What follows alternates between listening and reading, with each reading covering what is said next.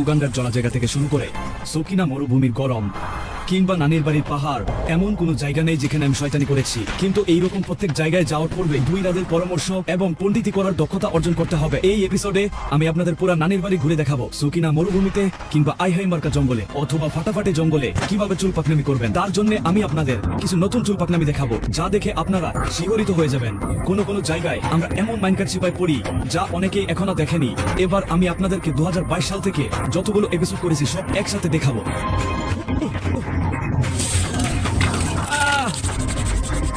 এই শো বানাতে গিয়ে আমি পুরা নানির বাড়ি ঘুরেছি। ঝাঁকামেকা গ্রাম, হাম্মাজন জঙ্গল, সাগরবন জঙ্গল, ফাটাফাটি জঙ্গল, সাউথ কানাডা, গাছেরাগা, সকিনা মরুভূমি, খালুর বাড়ি, নানির বাড়ি, মানকাচিপা, মঙ্গল গ্রহ, উগান্ডা, শ্বশুর বাড়ি, আরো অনেক জায়গা। এই এপিসোডে অনেক বেশি শয়তানি হতে চলেছে।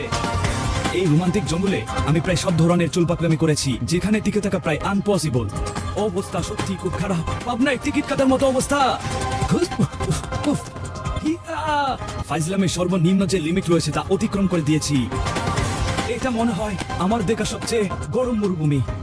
এই দেখুন, আন্দ্রা। আরে আরে আরে, এবার আমি আলাদা আলাদা করে দেখাবো কিভাবে জঙ্গলে ফুকিনি থেকে মিসকিন হওয়া যায়, কিন্তু সঠিক চুল পাকনামি করলে জঙ্গলে বড়লোক হতে পারবেন। সকিনা মরুভূমির গরম, সাউথ কানাডার ঠান্ডা, ফাটাফাটি গ্রামের আবহাওয়া, অথবা আইহাই মার্কা জঙ্গল। আর আমি শুরু করবো আইহাই মার্কা জঙ্গল দিয়ে। এইরকম জঙ্গল দেখে মনে হবে এটা ফিটফাট, কিন্তু ভিতরে ভিতরে এই জঙ্গল তো সদরঘাট। বাস্তবতার সাথে এটার একদমই মিল নেই। এখানে কোনো ফুকিন্নির নাতিরা আসে না বললেই চলে।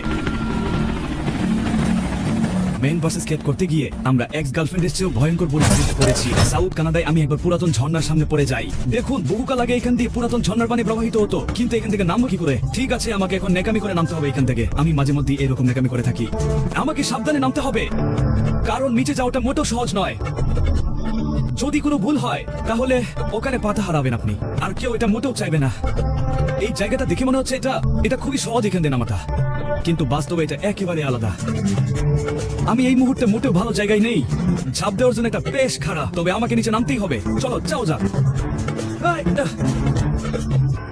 গেছি রে।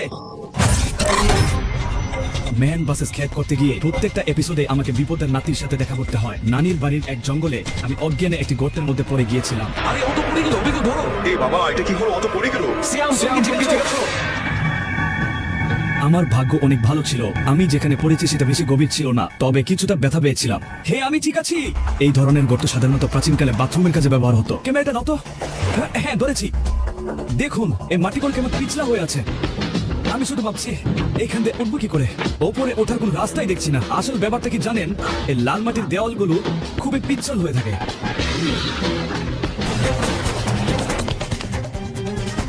এইখান থেকে উপরে ওঠাটা মোটেও সহজ কাজ নয়, তবে আমার কাছে একটি রাস্তা রয়েছে। আমাকে এবার হামাগুড়ি দিয়ে উঠতে হবে এখান থেকে। দেয়ালে দু পা আর পিঠ ঠেকিয়ে আমাকে ধীরে ধীরে উপরে উঠতে হবে। ব্যাপারটা খুবই কঠিন।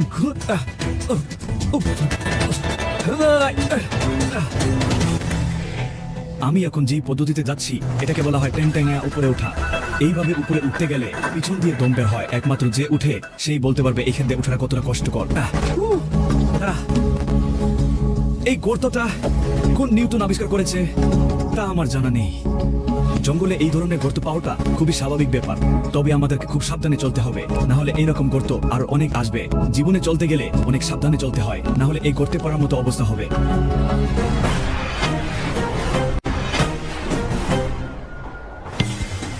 আমি নানির বাড়ি প্রায় সব রকম জায়গায় গিয়েছি, তার মধ্যে জঙ্গলই বেশি। ছোট জঙ্গল, বড় জঙ্গল থেকে শুরু করে প্রায় সব রকম জঙ্গলে আমি সার্ভাইভ করেছি।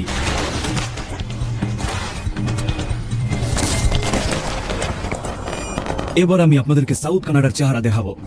এখানে আমি অনেক রকম বাধার সম্মুখীন হয়েছি, আর এই জঙ্গল মোটেও সুবিধের নয়। তাড়াতাড়ি চলো। আমি এই ধরনের শো বানাতে গিয়ে বহুবার মাটিতে আছড়ে পড়েছি, অনেকটা ফুটবলের 3 নম্বর বাচ্চার মতো, যেটা আমার জন্য মোটেও ভালো ছিল না। যতবার আমি মাটিতে পড়েছি ততবার আমার জায়গা ছিঁড়ে গেছে, কিন্তু আমাজন জঙ্গলে আমি বাঁচতে বাঁচতে মরে গেছি। আমি গাছ থেকে প্রায় পড়তেই নিয়েছিলাম। দেখুন, এখন আমাকে ওই দিকটায় যেতে হবে, আর ওইখানে ফাঁকা জায়গা দেখা যাচ্ছে, আর আমার ধারণা ওখানে পানি পাওয়া যাবে। চলো এবার নিচে নামা যাক। বাপরে, একটুর জন্য মারা খাইনি। নিচটা কত ভয়ঙ্কর।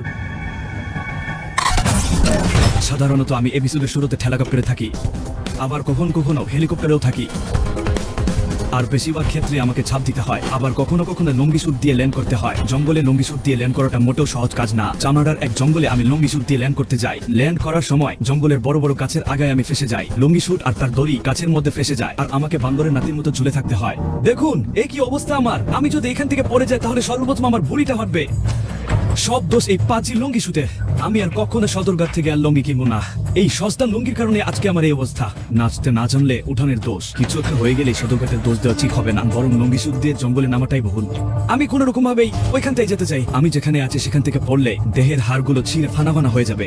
আমি মাটি থেকে প্রায় এতটাই উপরে যেখান থেকে পড়লে আমার ভবিষ্যৎ শেষ। তবে মানুষ যখন ম্যানকার চিপায় পড়ে তখন তার মাথার চান্দিকে ঠান্ডা করে এগিয়ে যাওয়া উচিত। হুই, আহ, আহ, এই, আহ, আহ। কষ্ট করে হলেও আমি কাছের সেফ জায়গায় পৌঁছে গেছি। কাজটা ভীষণ শক্ত। ভাগ্যিস এই মুহূর্তে বৃষ্টি পড়েনি। যদি বৃষ্টি পড়তো তাহলে এই কাজ করাটা অনেক কঠিন হয়ে যেত। কিন্তু প্রকৃতি কারো ভালো লাগে না, কখন কি হয়ে যায় তা বলা যায় না। আর তাই আপনাকে সবসময় সব রকম পরিস্থিতির জন্য তৈরি থাকতে হবে। অবশেষে সেফ জায়গায় বসে খুব ভালো লাগলো।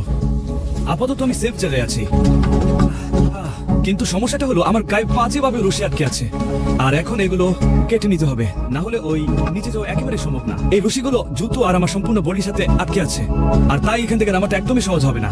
এরপর আমরা দেখতে চলেছি আমার সাথে ঘটে যাওয়া আরো কিছু কঠিন মুহূর্ত।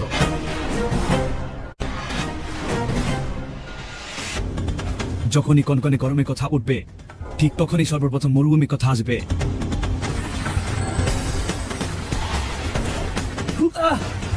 চলো চলো চলো তাড়াতাড়ি চলো। এটা অনেক নিচ অব্দি গিয়েছে। অ্যাডভেঞ্চার শুরু করার পর থেকেই দৌড়ের উপর থাকতে হয়। যেহেতু এটা কারোর খালুর বাড়ি নয়, আর তাই ঢঙ্গি মেয়েদের মতো নেকামি করলে একদমই চলবে না, না হলে শিহরিত হওয়া ছাড়া কোনো উপায় থাকবে না। আর এবার দেখাতে চলেছে পৃথিবীর সবচেয়ে গরম জায়গা, যেটা মঙ্গল গ্রহে অবস্থিত।